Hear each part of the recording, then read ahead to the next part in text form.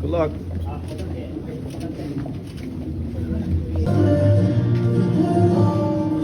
The monster Inoue.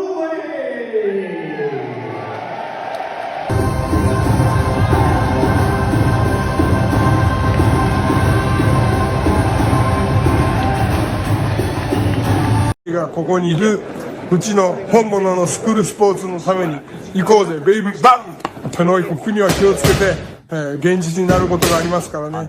Alright, so we're going to go ahead and continue the long-standing tradition of covering Japanese boxing here on True School Sports. True School Sports, the #1 source of Japanese boxing in America. Now, guys, we are roughly give or take, it's December the 9th as I'm shooting this video, so we're 18 days away from, Naoya, the Monster Inoue, finishing up his 2025 campaign with his now 4th fight of the year. Yes, you heard that right, 4th fight of the year. He fought January against Yi-Jun Kim. He fought in May against Ramon Cardenas. He fought September against Mirja Akhmadaliev, and he will close his 2025 campaign fighting against Alan de Picasso in Saudi Arabia. Now, as far as Inoue, what can we say about him that hasn't been said already here on this channel? But I've been covering Inoue since 2016. He's one of my favorite fighters. He's one of boxing's true modern day greats. There's no ifs, ands, or buts about it. This fight, Picasso, this is going to be a historic fight, especially if he is successful and he is victorious, because with a win against Alan Picasso, Naoya Inoue will become the first fighter in 42 years. Yes, guys, you heard that right. 42 years since 1983. Naoya the Monster Inoue will become the first man since Larry Holmes in 1983 to successfully defend the Ring Magazine title 4 times in a calendar year. So, listen, a lot of the Inoue fan bases got mad at me over this year because they feel like I'm a hater. They feel like I've changed, and because I went to Japan and things didn't go my way when I tried to interview him a couple of times. But look, he's a great fighter. And the thing about Inoue is he set a standard so high. This is how great he is, guys. He set a standard so high that when you beat guys like Mirja Akhmadaliev and Picasso and even Ramon Cardenas, top ranked fighters, top contenders, guys that for other fighters, for 99% of fighters will be really great wins. For him, are just like, whatever, right?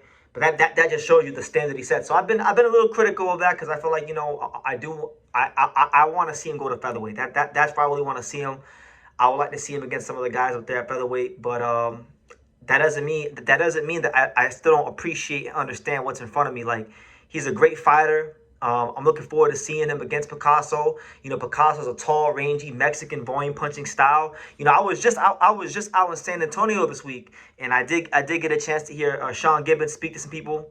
Sean Gibbons promotes Alan Picasso, and he's adamant, like he's banging the drum, saying, "Look, Alan Picasso is gonna beat the brakes off Inoue. Alan Picasso got the wrong style for the monster, right?" And I've heard a couple people inside the boxing world bang on about Alan Picasso. They feel like Alan Picasso, with the volume punching style he has, is the kryptonite to Inoue. Now, we know throughout the course history that volume punching does give the Japanese style problems. However, I don't think he's the guy to do it as far as Mexican volume punch. But we'll see. They fight the fights for a reason. But guys, for people out there, appreciate this man while he's here. I woke up countless times to watch this man fight at 5 in the morning, 3 in the morning, 6 in the morning.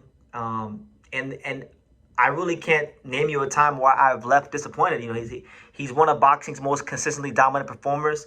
He's someone that I think has shown the world what consistency and carrying yourself like a champion looks like. And really and truthfully, look, in comparison to other Inoue years like 2023 or, even like a 2019 in his career, in comparison to other Inoue years, this year is not that good.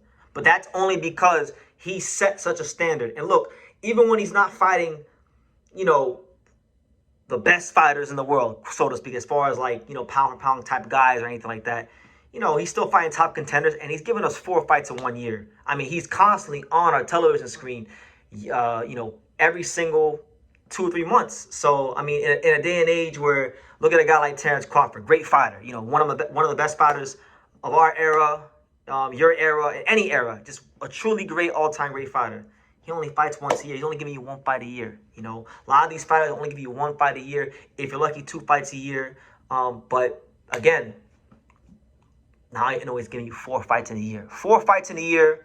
You know, and he's doing his thing. I mean, the only guy that really took him the distance was Mirza Akhmadaliev, and that was only because Inoue decided to fight a more disciplined boxing style. When he had to fight in a shootout against Cardenas, who dropped him, he showed that he could, you know, weather the storm and withstand the adversity and get a knockout himself. You know, he fought Yi Jun Kim, a hungry fighter on short notice, who, yes, is not at that level, but still treated him like you're supposed to treat a guy like that. Gave you a highlight reel knockout and gave you a show. I was there ringside earlier in the year. And then he gave you an exhibition in the sweet science when he fought Mirza Akhmadaliev. So now I feel like he's got to use a little bit of what he used the whole year to beat Picasso, because Picasso, you know, he is experienced. Picasso has 33 fights in the pros, almost, you know, he had 185 rounds experience. Obviously, he hasn't fought anybody at the level of Naoya Inoue, and I don't really see, based on previous experience, why he would win. But again, a lot of boxing insiders are giving this guy a chance. A lot of people feel like he has a better chance against Inoue than Merjan and some of the other guys Inoue has fought. So I look forward to it. But either way, look, I want to take this time. If I don't say nothing else for the rest of this year until he fights about Naoya, the monster Inoue, who's been like a great fighter and a big part of my history in boxing and in this channel, I want to sit here and thank him for just constantly fighting. Even if he can't fight the best guys, so to speak, because he already cleaned up the whole weight class. Look, it's the road to Nakatani. He's getting sharp. He's getting as active as possible for the mega fight next year in Japan against Nakatani. And this is a good preparation for that. He has to, you know, still beat this guy. You know, Picasso's not going to say, hey, here you go, in a way. But, you know, he's getting ready for the real smoke that's coming his way, which is, you know, with Nakatani, with the guys at featherweight, like Angelo Leo, like, you know, Rafael Espinoza, guys like that. And Naoya Inoue, one of a kind. You know, he's one of the few fighters that when he leaves this fight game, I'm going to truly miss him. You know, one of the most athletic and fundamentally sound fighters the game has ever seen. And definitely someone that, you know, I'm to that point with him where I'm just appreciating every fight as it comes. So, yeah, that's the news, guys. I wanted to just highlight that. You know, Ring Magazine tweeted this out. Naoya Inoue has a chance to become the first fighter since Larry Holmes to successfully defend the Ring Magazine title 4 times in a calendar year. And that right there is another potential accomplishment in a laundry list of accomplishments for the face of boxing in Japan, the golden boy of Japanese boxing, the future Hall of Famer, the all-time great, the living legend, Naoya Monster Inoue. So leave your comments down below. Make sure you guys take the time to subscribe. And like I say in every single one of these videos, you can love me or you can hate me. But I'm just a kid from Dania. So until next time, take care, guys. Thank you for watching another video on the untouchable True School Sports Empire. For more great boxing videos just like this one, make sure y'all click and subscribe right over here.